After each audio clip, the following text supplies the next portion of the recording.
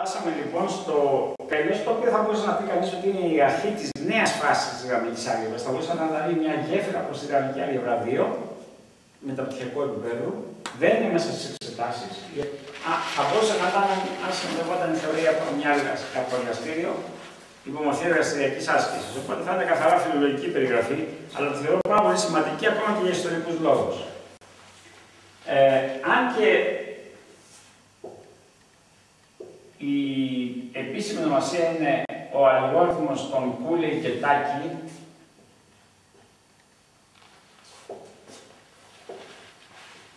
και στηρίζει σε μια εργασία τους που είναι στη διετία 1965-1966. Αν και σε ένα τμήμα μηχανικών υπολογιστών όπως είναι το δικό μας, εξακολουθώ να αισθάνομαι καθαρόμιμος μαθηματικός και πρέπει να το πω λοιπόν αυτό, σαν παρατήρηση πια, φιλολογική, όλοι οι ιστορικοί των μαθηματικών συμφωνούν ότι η ιδέα που έχουν οι άνθρωποι αυτοί με την έννοια του software που μετά υλοποιήθηκε με την ανάπτυξη του hardware, για το πώς μπορεί να επιταχύνεις το διακριτό μετασχηματισμό Φουριέ, όλες αυτές οι ιδέες που στηρίζεται στο να γράψουν τον πίνακα σαν λινόμενο πινάκων αραιών, είναι επινόηση του μεγάλου Γερμανού μαθηματικού Friedrich Gauss του 1805-1806. Αλλά ο Gauss δεν έδωσε πολύ σημασία σε αυτό που είχε βρει, δεν το συνέχισε, δεν το προπαγάνδισε. Του θα πει ότι τα πράγματα όταν δεν είναι όρημα, ακόμα και αν είναι πρωτοπόρα, μπορεί να κάθονται μετέωρα. Γιατί βέβαια προφανώς δεν υπήρχε αντίστοιχη 1805, τώρα δεν θα υπήρχε αντίστοιχο hardware να το στηρίξει. Είμαστε ακόμα στην εποχή των υπολογιστικών μηχανών με τροχούς. Πάντως στηρίζεται σε μια ιδέα του Gauss και θα μπορούσαμε να πούμε δηλαδή Friedrich Gauss σε μια 1805, σε μια ιδέα του Gauss. Δεν το ξέραν οι άνθρωποι, ανεξάρτητα τον Gauss το βρήκαν, αλλά υπάρχει στις έρευνες και στα papers του Gauss βρέθηκαν αυτές οι ιδέες ότι υπήρχαν ήδη εκεί. Λοιπόν, η ιδέα είναι σχετικά απλή. Βέβαια, προσέξτε να δείτε τώρα, επειδή υπάρχουν πάρα πολλοί αλγόριθμοι, και ίσως και καλύτεροι, αλλά επειδή αυτός είναι ο πρώτος και ο πιο διάσημος, φέρεται πολλές φορές υπό το όνομα Radix 2, 4 κτλ. Δυνάμεις του 2. Φέρεται και υπό το μέσα εκεί, φέρει κανένα φορά κάποιος μπορεί να το βρει, δηλαδή αν κουκλάρει, the butterfly, butterfly είναι η πεταλούδα, τη λένε κουκλόμυγα οι Αμερικανοί. The butterfly of the flowchart, δηλαδή το λογικό διάγραμμα ροής. Είναι το λογικό διάγραμμα ροής, πεταλούδα. Μάλλον ο όρος ανοίξει το Strang, δεν είμαι σίγουρος αν είναι πρώτος που το είπε, αλλά εν πάση περιπτώσει είναι το επίσημο. Είναι εκτός από το ομιλούντος, είναι και το άλλο επίσημο βιβλίο μας, οπότε βλέπετε Gilbert Strang.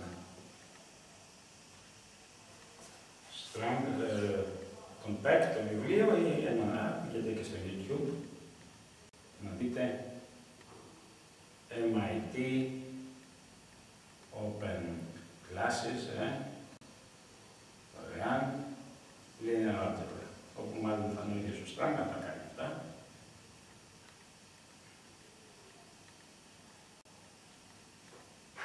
Αλλά εμείς εδώ το κάνουμε πιο φιλικά προς τον σπουδαστή του ΤΕΙ.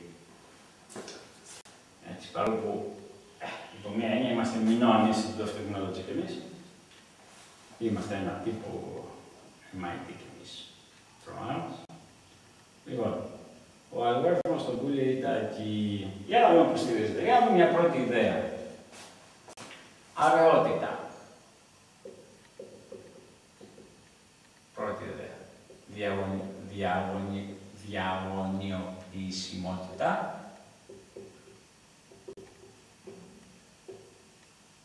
Τρίτον, μεταθετικότητα. Τέταρτον, παραγοντοποίηση πίνακα. Τι είναι όλα αυτά τα μυστήρια? Αν μπορείς να παραγοντοποιήσεις ένα πίνακα, όπου μέσα θα δεσπόζει κάποιος αραιός, πολλά μηδέν, θα συνυπάρχει και διαγώνιος και θα υπάρχει και ο πίνακας μεταθέσεων των γραμμών,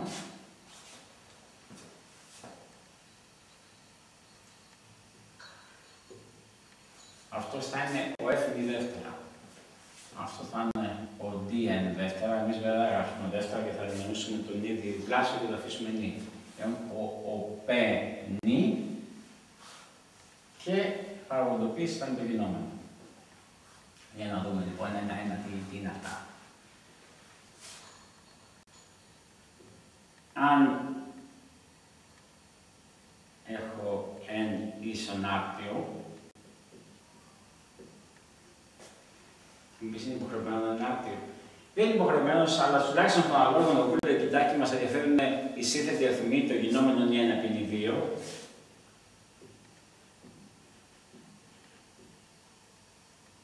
Πιο δύσκολο όμως αυτό.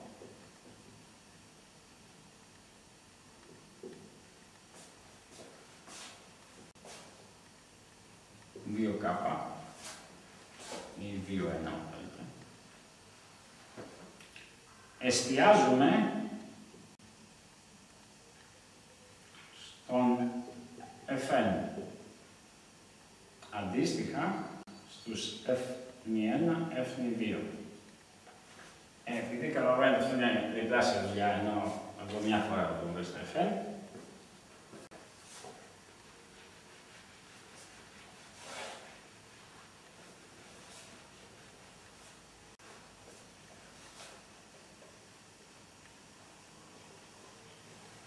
Επομένως, λοιπόν, αν έχουμε ένα άρτιο, ας πούμε, 0, εστιάζουμε στον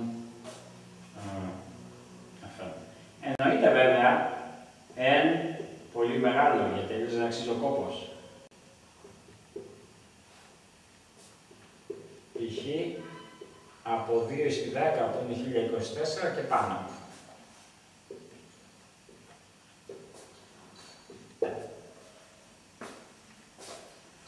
Ωραία. Αυτό να έχουμε δει πώς θα το κάνουμε. Το τελικό μείγμα, δηλαδή, τώρα κάνουμε τα επιμέρους υλικά της συνταγής και στο τέλος θα πούμε τη συνταγή. Θα βρούμε λοιπόν τον Fn. Διπλό αντίγραφο.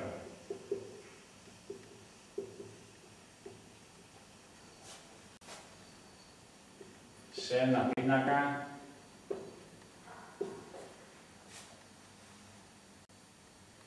N επί N. Και λέω διπλό αντίγραφο, μάλλον να το γράψουμε τώρα 2N επί 2N. Θα έχει σχέση με ένα διπλό αντίγραφο. Εστιάζουμε λοιπόν σε αυτό. Τι είναι το P? P είναι πίνακας που βάζει τις άρτιες στήλες. Δεν έχει σημασία με το στήλες στις γραμμές, άρτιες στήλες πριν τις σφαιριτές. Τι θα πει αυτό? Ότι κόλον 2 πριν κόλον 3. Κόλον 4 πριν κόλον 5 κλπ. Τι πετυχαίνεις με αυτό? Πετυχαίνεις ένα ανακάτωμα γενικά. Δεν ξέρω τώρα που θα σταματήσω. Αλλά αν εδώ έχει ένα 0, 0, 0 κτλ. Κάμποσα. Δεν θα είναι 0, 1 εδώ από κάτω, θα είναι 0, 0, 1, 0 κτλ. Και η τρίτη θα είναι τώρα 0, 1, 0, 0. Έγινε αυτή δηλαδή η μετάθεση. Πού θα έγιναν αυτά? Με βάση τον ΙN.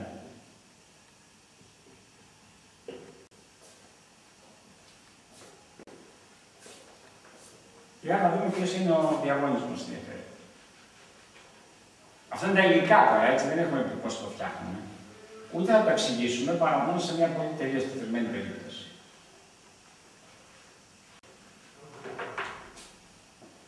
Ποιος είναι ο αντίστοιχος dn μικρό που μας ενδιαφέρει?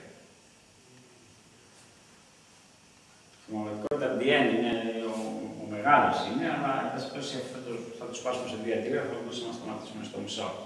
Έχουμε υποθέσει την άρτιος. Είναι 0,0, ενώ έτσι γράφουμε διαγωνίως, διότι θεωρούμε ότι το μόνο που χρειάζεται να πούμε ποια είναι τα διαγωνία στοιχεία.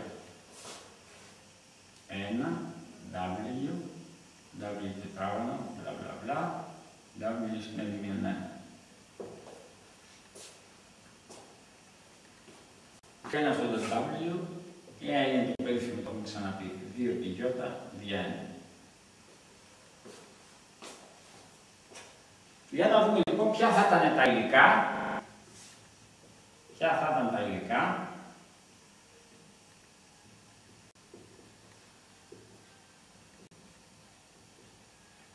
για τον FFT του F4.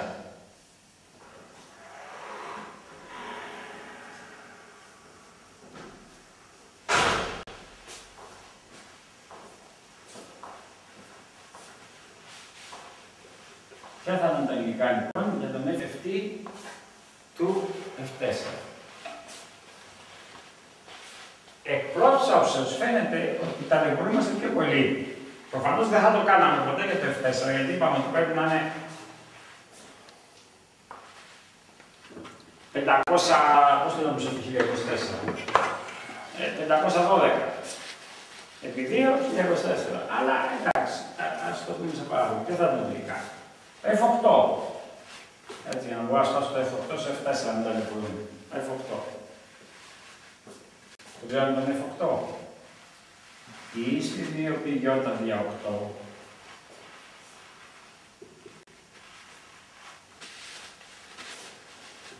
Είναι ή στη 2π 4.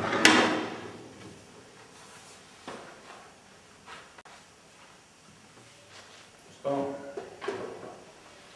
Που επειδή είναι θεώρημα Euler, άντε να το πούμε γιατί μπορεί να έχει ξεχαστεί λίγο κάτω και λίγο.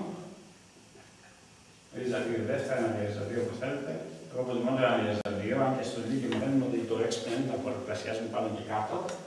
Και δεν καταλαβαίνω γιατί το λένε ότι το έξυπνο είναι, άμα το χρειάζεται, διότι όταν γράφει ρίζα 2 δεύτερα, αποκλίνω τώρα, αλλά δεν αντέχω. Έτσι, και ενώ του νέου λυκείου που θα πάτε και δίθεν καταδείχθηκε το φωτιστήριο, ενώ θα τριπλασιάστηκε, σας λέω από τώρα λοιπόν, αυτά που σας λένε να πολλαπλασιάζει πάνω και κάτω γιατί αυτό είναι πιάξιμο, τι πιάξιμο είναι? Ρίζα 2 υπάρχει εδώ, ρίζα 2 εδώ. Και το σύμβολο 1 έχει γίνει 2. Έχει γίνει πιο πολύπλοκη γραφή. Λοιπόν, 1 ρίζα 2 επί 1 συγκιώτη. Το ξέρετε αυτό? Ναι, και εδώ κάτσα να το γράψω τώρα τελείως. Είναι 1, καταλαβαίνετε, 1, 2, 3, 4, 5, 6, 7, 8, 1 κτλ. 1. Και πώς πάει εδώ? W τετράγωνο, W κύβος, W στην εβδόμη και η κυβητή είναι και συμμετρικός, είναι 1, W τετράγωνο, στο W κύβος, μπλα μπλα, W στην εβδόμη και αν θυμάστε, το τελευταίο ποιο είναι? Είναι N-1 στο τετράγωνο, 8-1, 7, 7 στο τετράγωνο, 49. Αλλά δεν είναι τόσο δύσκολος όμως, όπως θυμάστε.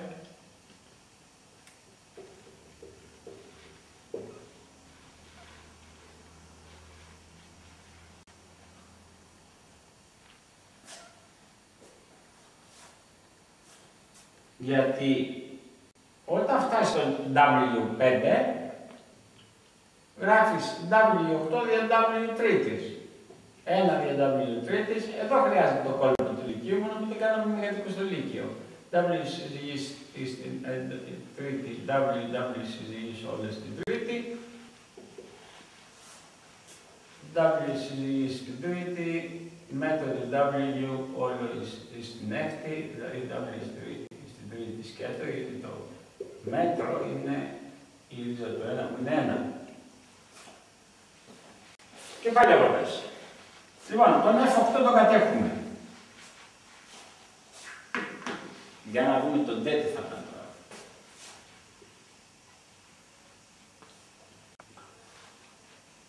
Προφανώς θα ήταν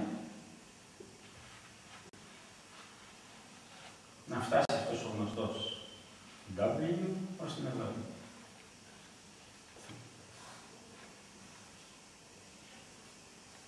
Ποιος θα είναι ο permutation, ο πίνακας μεταθέσεων. Παίρνουμε τον δίστικο μοναδιαίο, τον δίστικο 8 και 8 και γράφουμε 1, 0, 0, 0. Όρεξη να έχουμε 1, 2, 3, 4, 5, 6, 7, 8. Δεν γράφουμε όμως από κάτω από την πρώτη γραμμή τη δεύτερη γραμμή, γιατί είπαμε permutation, μεταθέσεις έγιναν. Γράφουμε την τρίτη. Δηλαδή 0, 0, 1, 0, μπλα μπλα μπλα 0. Τώρα αντί για τρίτη γράφουμε τη δεύτερη. 0, 1, 0, 0 και πάει λέγοντα. Η δε τελευταία, η τελευταία δεν έχει που να πάει και μένει τελευταία. Καταλήξει ένα. Λοιπόν, ποια είναι τα ingredients, ας πούμε, πώς πάμε όλα, πώς τα κάνουμε όλα αυτά. Στην πραγματικότητα, χωρίς να το αποδεικνύω βέβαια,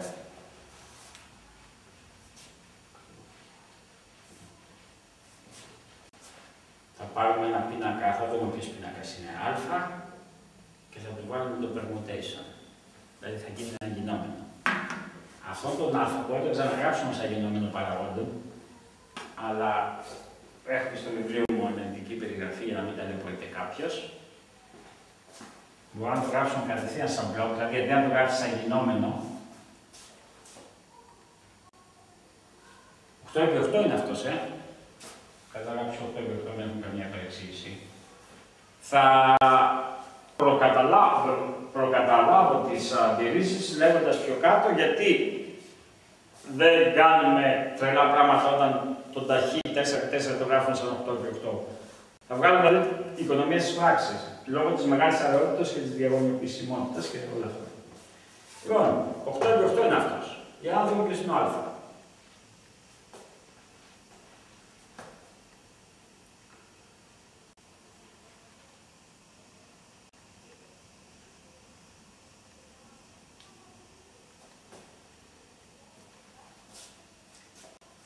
Ο α είναι ένα γινόμενο, το οποίο όμως μαζεύεται μετά.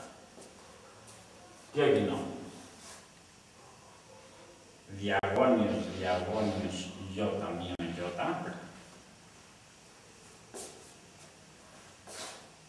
F4, 0, 0.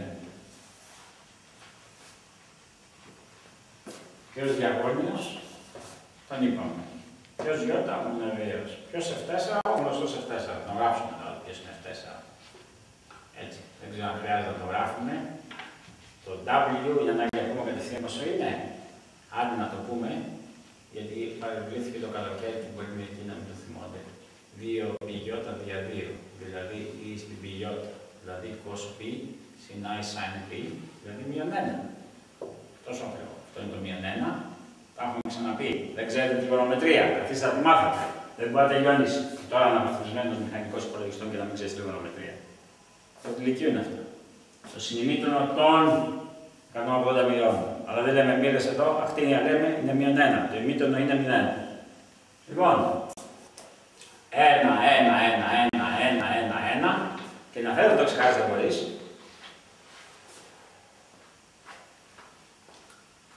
Το W, μείον 1, μείον 1 στο τετράγωνο, 1, στον κύβο, μείον 1, και εδώ 1, μείον 1, 1, μείον 1,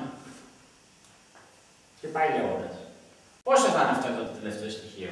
4 μείον 1, 3. Θα υψωθεί το μείον 1 στην ενάτη. Έτσι. Μείον 1 στην άλλη θα πει μείον 1. Ωραία. Για να δούμε. 1, 1, 1, 1, μείον 1, μείον 1. Τι είναι εδώ? 1, μείον 1, 1, μείον 1. 1, 1, 1, 1. Εδώ τι σειρά του έχει. Εδώ τι θα είναι? Για να το ξαναδούμε. Και στην πρώτη δύναμη.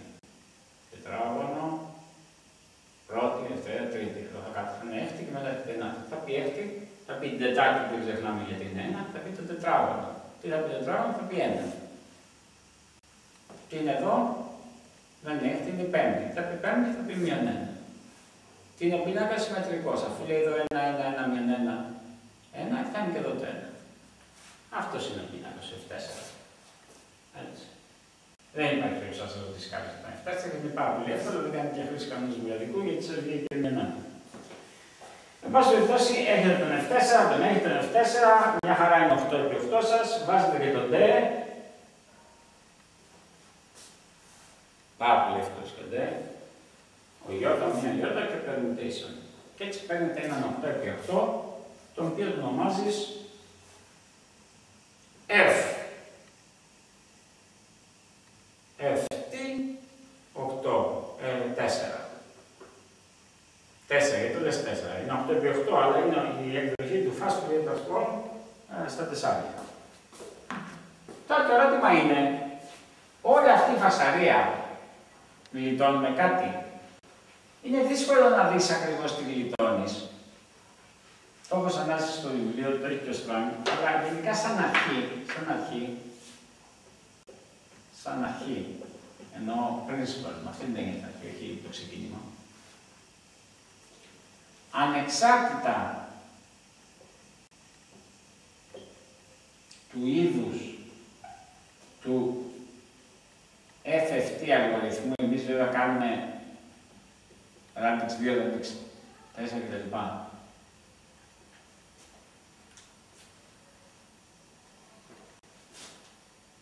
Το σύνολο των πολλαπλασιασμών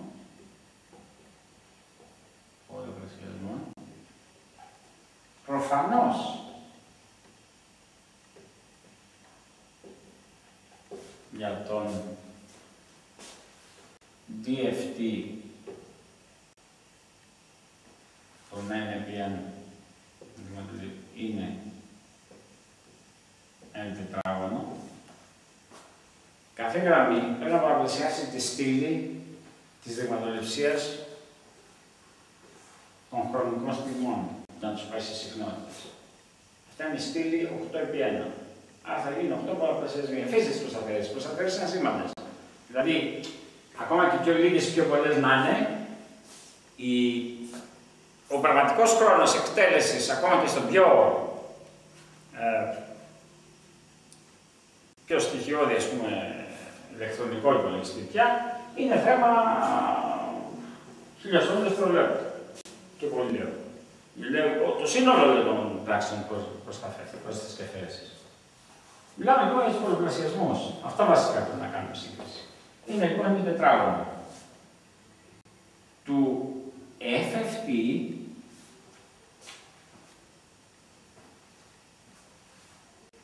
είναι ανάλογο, δηλαδή παίρνει μια σταθερά μέσα, ανάλογο του νι log με βάση 2 του νι. Για CT algorithm, δηλαδή για τον αλγόριθμο του Κουλιοκυτάκη, είναι ανάλογο του εν δεύτερον νι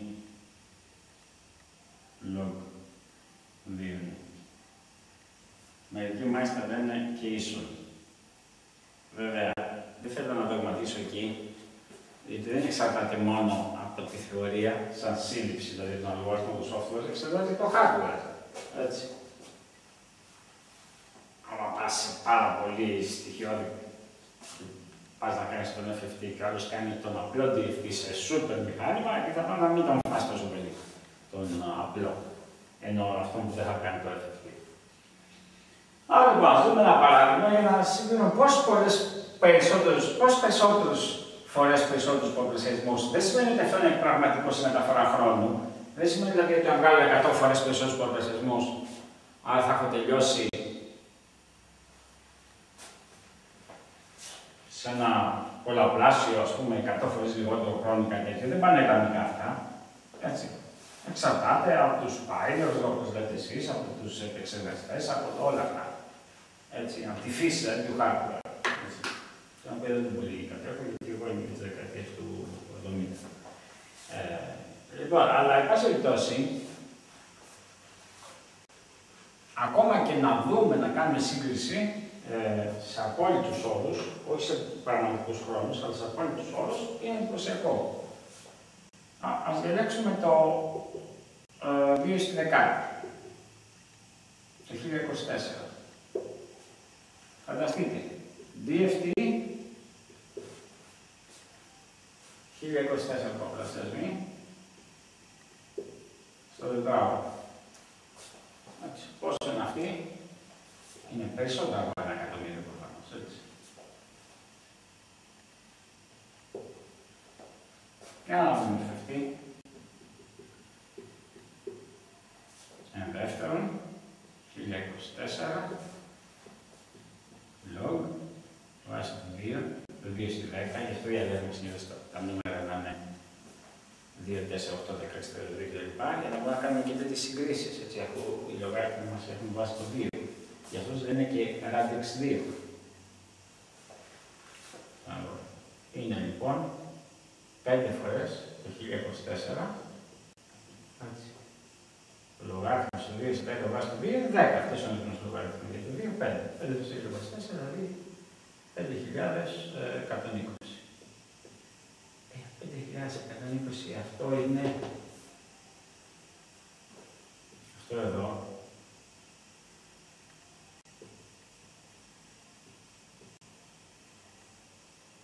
είναι περίπου καμιά 200 φορές.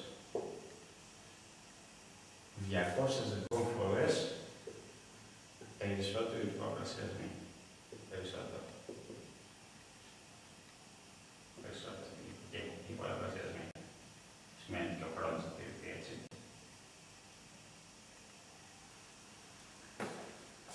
Δεν θα τα περιμένω πάρα πολύ σε αυτό. Καλό είναι κάποιος... να το πούμε και το στοιχειώδες έτσι διάγραμμα, γιατί μερικά φαίνονται μαγικά. Για να πάρω τον DFT στην περίπτωση 2. Ξέρω ότι είναι μια σαχλαμάρα, αλλά έτσι για να καταλάβετε και από πού προήλθε ιστορικά το πεταλούδα.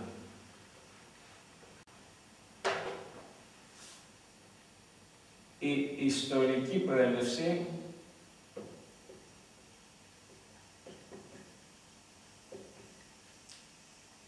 του flowchart ως πεταλούδα. Για να δούμε. Και τα λογικά διαγράμματα. Τι εννοούμε με flowchart. Flowchart εννοούμε το εξής. Χ0, Χ1, Χ1 input. Μπαίνει μέσα πληροφορίες. Το γράψει μορφή στήλης, μπορεί να το γράψει μορφή γραμμής, το γράψει έτσι για διασφυλή χώρα. Στο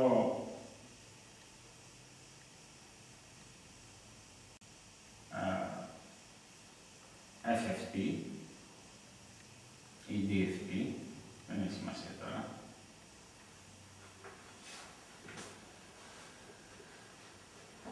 Η ιδέα είναι output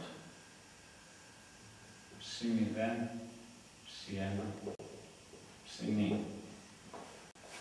Το πώς κατά την εκτέλεση,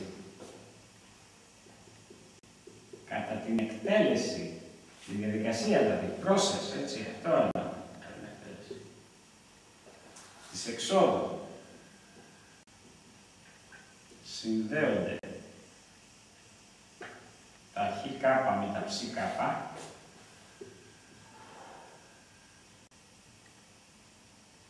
έτσι, με βέλη σύνδεσης,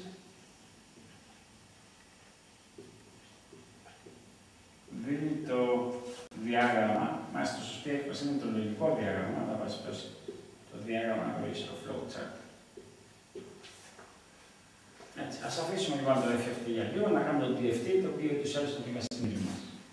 Ας πάρω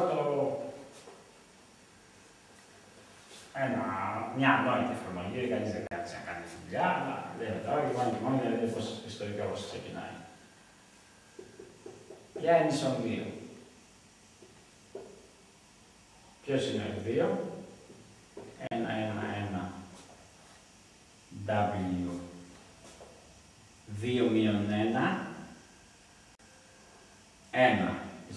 τετράγωνο στην πρώτη. Και ποιος είναι ο W, ο E στην 2 π Ι, στον για 2. Πριν έκανε ένα λάθος, σας είπα λάθος τον F4, αν ήθελα να πω τον F2. Για να το ξαναγράψουμε γιατί έκανα λάθος. Άκυρο το προηγούμενο. E στην 2 π Ι για 4 και έγραψα ότι είναι E στην π Ι. Προφανώς είναι λάθος η πράξη του δημοτικού, δηλαδή εδώ πρέπει να ξαναπάω στο δημοτικό να κάνω διαίρεση.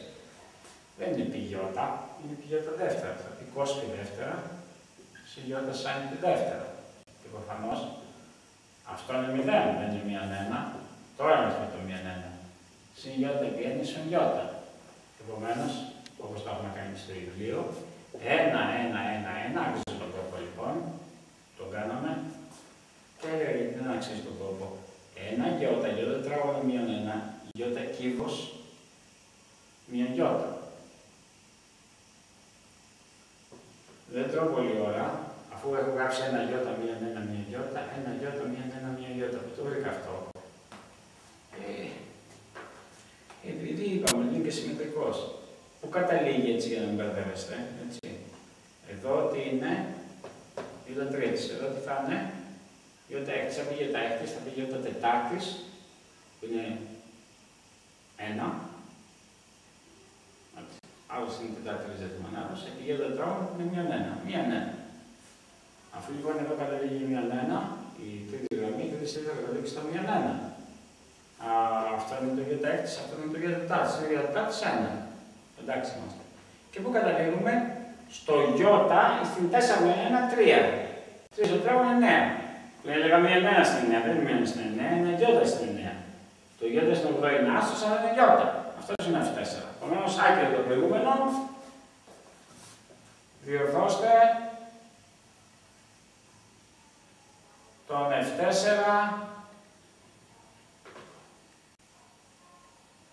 στο FFT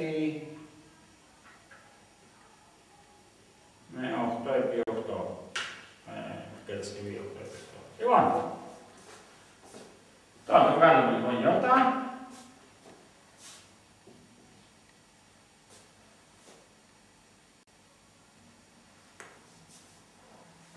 Μείον 1, συγγνώμη, γιατί ήταν το άλλο. Cos π είπαμε, έτσι, αυτό θα φύγει, cos π μείον 1, άρα είναι 1 με μείον 1. Για να δούμε λοιπόν τι κάνει το input με το output. Έτσι, συγγνώμη τώρα, δεν είμαστε στο... Το πλέον με τα καλοκαιρινό, έτσι, ενώ φαίνεται η ροή των μαθηματικών είναι κανονική, παρευλήθη ολόκληρος Αύγουστος. Λοιπόν.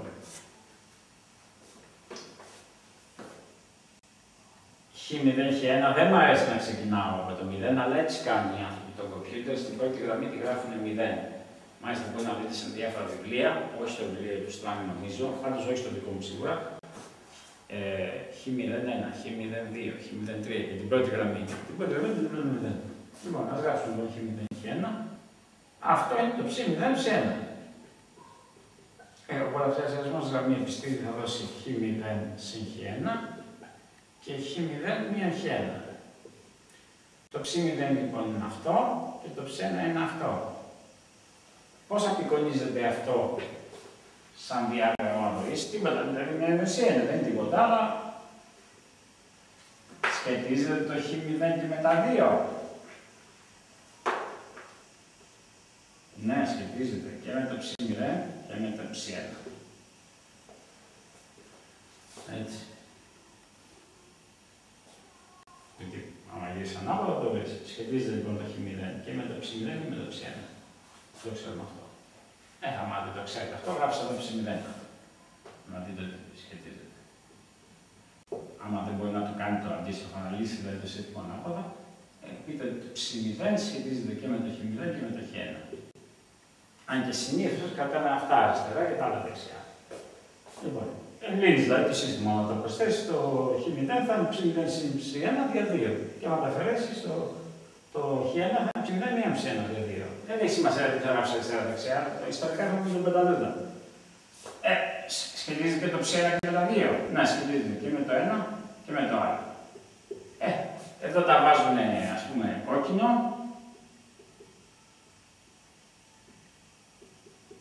Εδώ βάζουν μπλε. Και έχουμε και με τι μοιάζει αυτό, ας πούμε, έχει πέρα από τα λίγα, ας πούμε, και ψηλά έχουμε. Δεν το ελευθερώνω από το ρεύμα. Όπως έτσι. Λοιπόν, όταν πας όμως να το κάνεις στον νιέπινη, εκεί δεν είναι τόσο απλά τα πράγματα. Προσπαθήστε να το κάνετε στον 4. Τον βρήκαμε πριν. Μια και τον έχω γράψει, προσπαθήστε να το κάνετε στο 4. Για κοιτάξτε πώς θα πάει. Το ψ0, πάνω το ψ0 θα γράψω. Είναι χ0 συν χ1 συν χ2 συν χ3. Το ψ1 είναι κτλ. Το ψ2, το ψ3. 4 είναι, αλλά αφού ξεκινήσαμε το 0 τα κάνουμε. Ας γράψω το ψ3. Τελευταίο. χ0 μείον ι χ1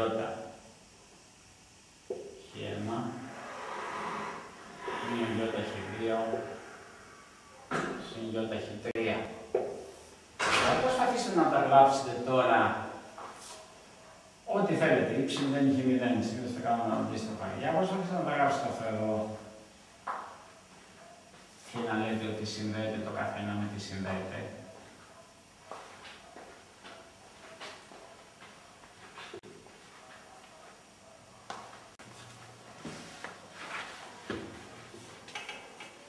Θα χάσει η μάνα το παιδί και το παιδί τη μάνα. Στον FFT το πλεονέκτημα είναι ότι έχει μια λογική αυτή η πεταλούδα. Δηλαδή το flowchart ακολουθεί κανόνες. Σχεδιάζεται εύκολα. Ποιους κανόνες? Αυτούς που υπαγορεύει αν έχουμε τον αλγόριθμο των πουλιτάκι, ο αλγόριθμος των πουλιτάκι. Δεν θέλω να κάνω flowcharts, τα έχει βέβαια ο Strang εκεί, τα έχει πολύ καλά. Θέλω, αφού έχω λίγο χρόνο και δεν θέλω να πω άλλα για τον FFT, να κάνω όπως είχα υποσχεθεί και συμπληρωματικές επαναληπτικές ασκήσεις εν ώψη και του διαγωνίσματος που επέρχεται. Άρα λοιπόν κάνουμε τώρα και ένα-δύο επαναληπτικές ασκήσεις και ο σκηνοθέτης μας θα μας πει πόσο χρόνο έχουμε. Όταν πλησιάζουμε να τελειώσουμε τον χρόνο, θα σταματήσουμε με τις ασκήσεις. Ωραία, θα κάνουμε 2 ασκησούλες λοιπόν. Γιατί το καταλαβαίνω, ωραίες είναι οι τοπικές γνώσεις, αλλά σας ενδιαφέρει και κάτι το οποίο θα είναι εξεταστικό.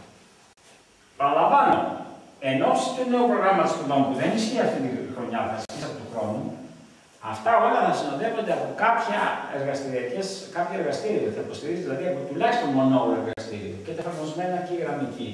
Και εκεί πια θα πάρει τη θέση του μέσα στην εξεταστέα ύλη. Με την έννοια κάποιος θα πρέπει να το χρησιμοποιήσει και να το τρέξει στο MATLAB, στο Mathematica.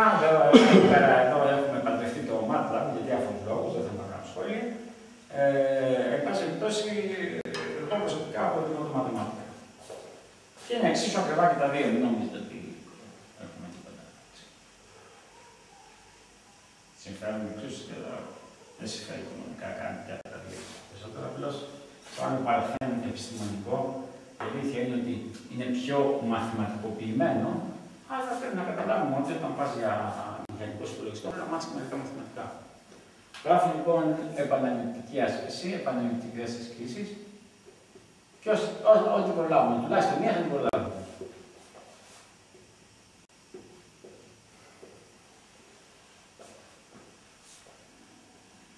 Σωστό ή λάθος? Υπάρχουν σε διαγωνίσματα συνέχεια. Είπα ότι θέλω να δίνω συνοπτικές απαντήσεις. Μερικοί νομίζουν ότι πρέπει να εξαντλήσουν άπειρο χρόνο για να σκεφτούν.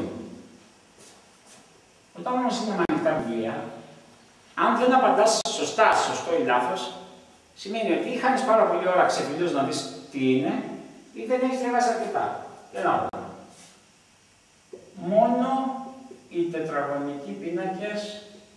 Για το μάθημά μας μιλάμε, δεν μιλάμε σε μια άλλη γαλαξία. Μόνο οι τετραγωνικοί πίνακες έχουν ορίζουσα.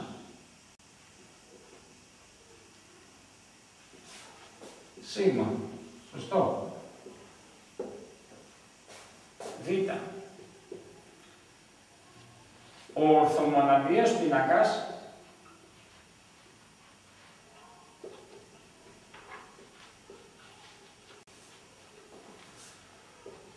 έχει δύο τιμές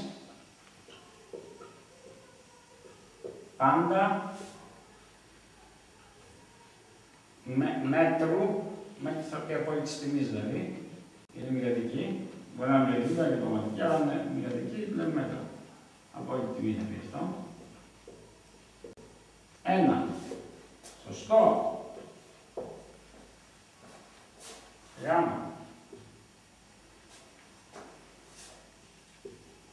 Όταν 0 ανήκει στο σπέκτρουμ του α, α1 επί n, ο α δεν διαγωνιοποιείται.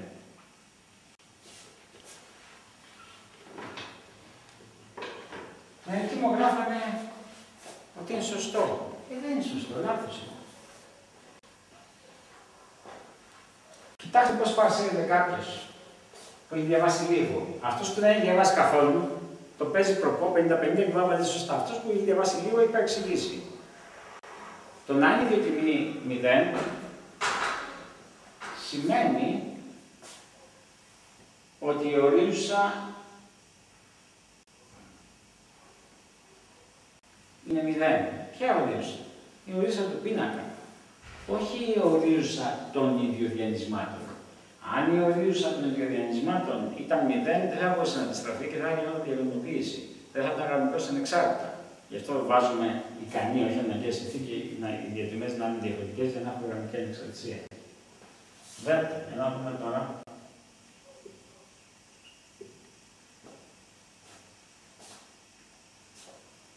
Όταν έχω γάμμα α διοδιανύσματα, γραμμικώς ανεξάρτητα διοδιανύσματα, ο α διαγωνιοποιείται. Διαγωνιοποιείται. Σωστό. Αφού είναι γραμμικώς ανεξάρτητα διοδιανύσματα, σημαίνει ότι δεν έχω δύο ίδιες ιδιοτιμές. Γιατί αν είχα δύο ίδιες ιδιοτιμές, θα έχω ίδιο αντιπροσώπους με την έννοια ίδιο αντιπροσώπους ότι το ένα ιδιοδιάνυσμα θα ήταν πολλαπλάσιο του άλλου, γιατί εκεί διαφέρουν τα ιδιοδιανύσματα της ίδιας ιδιοτιμής. Οπότε, ο πίνακας των ιδιοδιανυσμάτων θα ήταν 0 και δεν μπορούσε να αντιστραφεί, ενώ η διαγωνιοποιησιμότητα περιλαμβάνει τον πίνακα των ιδιοδιανυσμάτων, σαν γράμμες στις στήλες, το διαγώνιο, επί τον αντίστοιχο του πίνακα. Έτσι. Η ικανή συνθήκη λοιπόν εξασφαλίζεται ότι οι δύο τιμές είναι διαφορετικές και έτσι μπορεί να το κάνω. Ο α είναι επί n, τετραγωνικός. Και ο ΑΠ, ο ναύστροφος είναι και αυτός επί n είναι, έχουν το ίδιο φάσμα. Θα πει το ίδιο φάσμα, το ίδιο σπέκτρο. Θα πει το σύνολο γιατί μόνο είναι ίδιο. Αυτό είναι λάθος, σωστό. Δείτε το ορπλείο. Έκτο.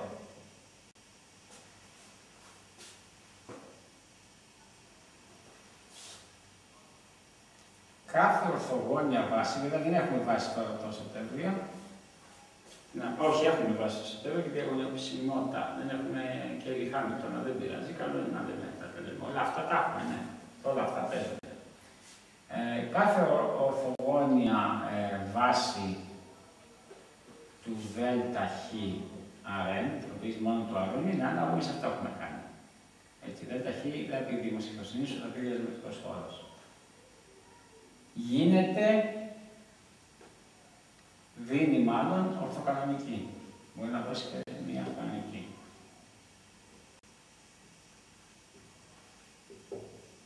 Σωστό είναι. Τι κάνεις? Κανονικοποίηση. Κανονικοποιήστε τη βάση. Τι θα πει αυτό? Διαιρέστε κάθε βκ με το μέτρο του βκ.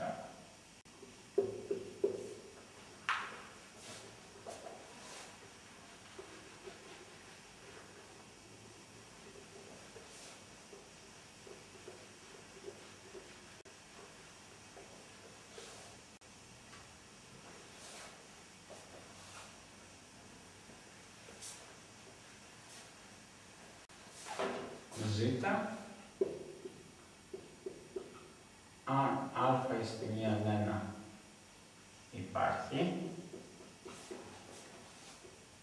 τότε ο α είναι τετραγωνικός. Υπάρχουν και ψευδαντίστροφοι βέβαια, και έχουν γενικευτεί, αλλά εμείς δεν έχουμε ψευδαντίστροφους, δεν είναι στην ίδια μας, τετραγωνικός. Και η ορίζουσα του α δεν είναι 0. Και αντιστρόφως, δηλαδή και από το 2. Δηλαδή, αν η ορίζουσα διάφορη μηδενός, αν η ορίζουσα είναι διάφορη μηδενός και είναι και τετραγωνικός, αλλά αυτό δεν χρειάζεται βέβαια αυτή τη φορά, γιατί με το να είναι η ορίζουσα διάφορη μηδενός σημαίνει ότι είναι και τετραγωνικός, γιατί έχουμε πει ότι μόνο τετραγωνική έχουμε ορίζουσα. Βλέπω και α.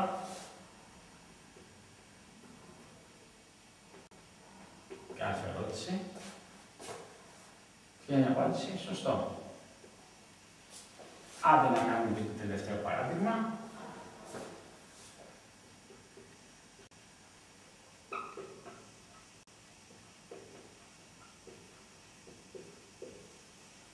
Βρείτε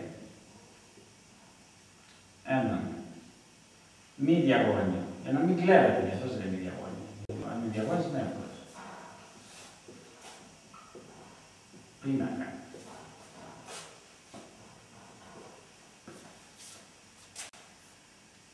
Τρία επί 3.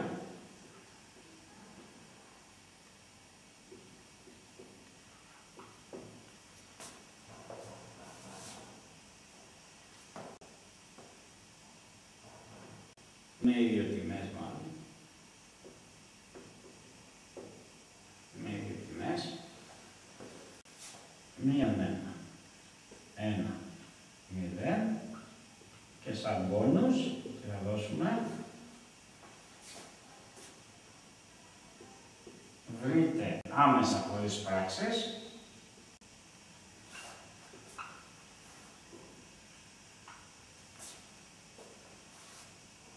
το ίχνος αυτού του α και την ορίζουσα.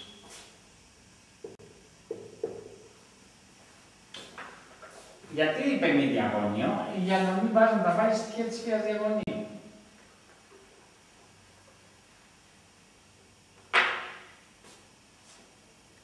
Πού στηρίζεται αυτή η ιδέα? Η ιδέα στηρίζεται εξής. Ότι αν έχω ένα τριγωνικό πίνακα, όχι διαγώνιο, τριγωνικό, και βάλω εδώ τα 0, εδώ όμως δεν μπορώ να βάλω 0, και θα ήταν διαγώνιος, τότε αυτά που έχω πάνω στην κύρια διαγώνιο είναι οι δύο τιμές. Γιατί? Γιατί αν έχω ένα τριγωνικό πίνακα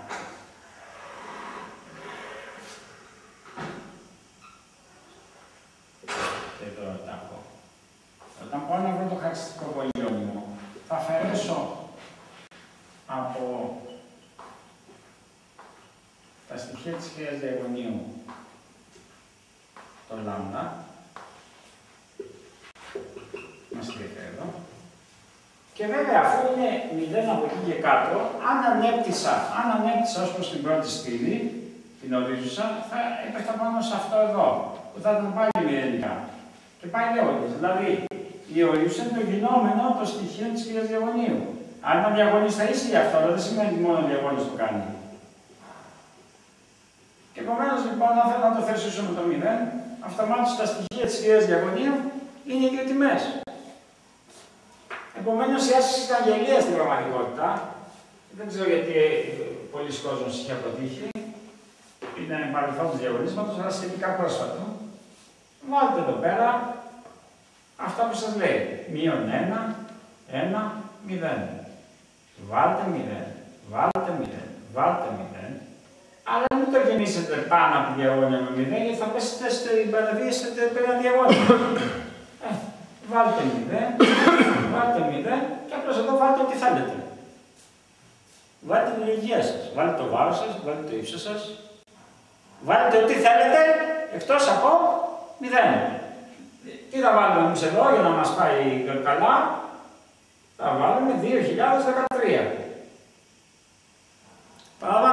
λιγότερο τι θέλετε. Αρκεί να μην βάλετε 0.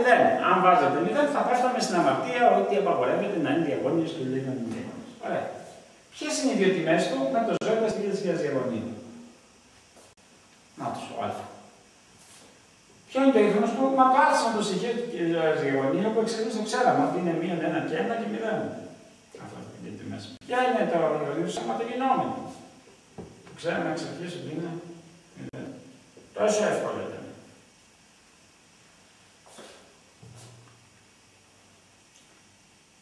Πόσες λύσεις θα μπορούσα να είχατε δώσει, άπειρες.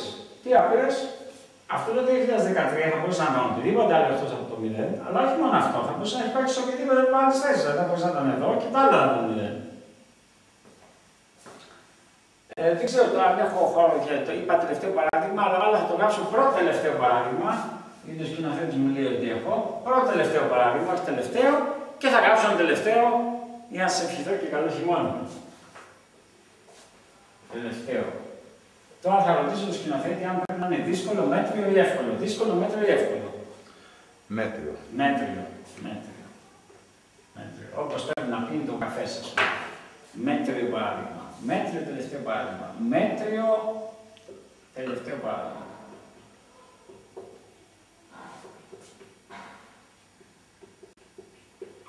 Για να θυμηθούμε λοιπόν και τον πίνακα των μεταθέσεων.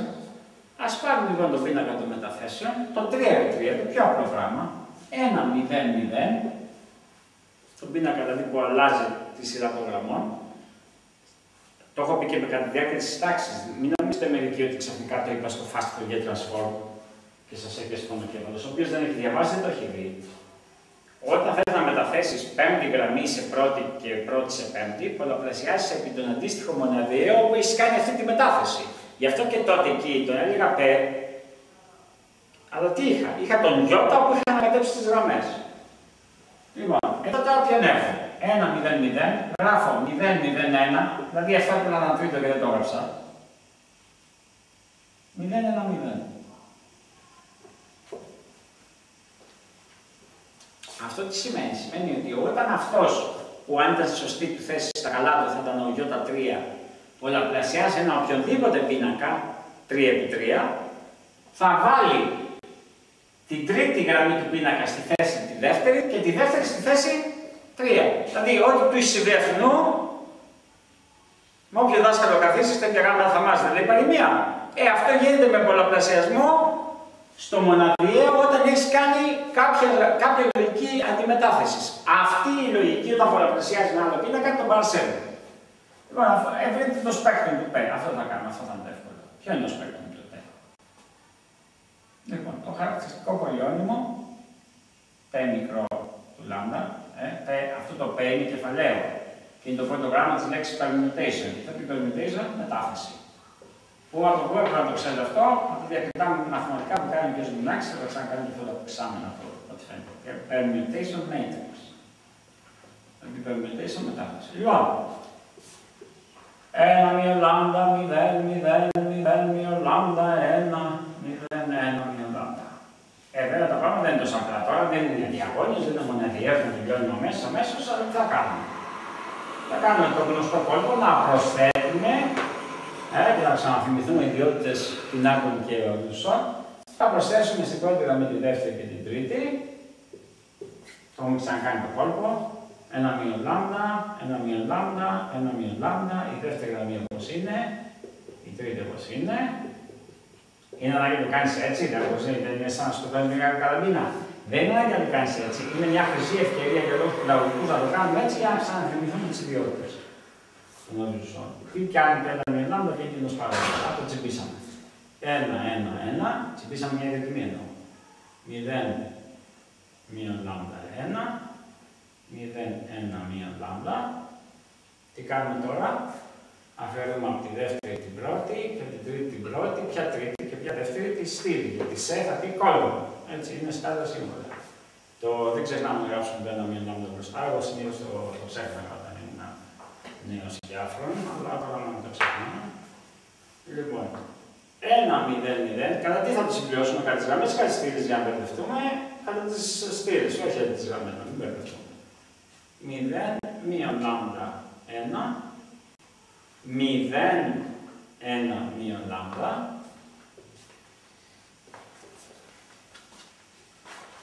Τι πετύχαμε με αυτό? Πετύχαμε ότι έχουμε για ελάσσονα αυτόν εδώ μόνο. Γιατί είτε το δούμε από τη γραμμή, είτε το δούμε από τη σπήλη, 1 μείον λάμδα. Και αυτός ο διεπιτή πίνακα ποιος είναι? Είναι ο λάμδα τετράγωνο μείον 1.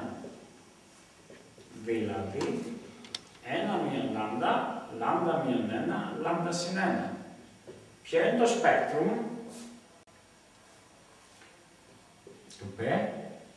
Δυο φορές το 1 και μια φορά το μείον 1. Μείον 1, 1, 1. Δύο φορές το γράφουμε. Είναι διπλή, διότι μην το γράφουμε.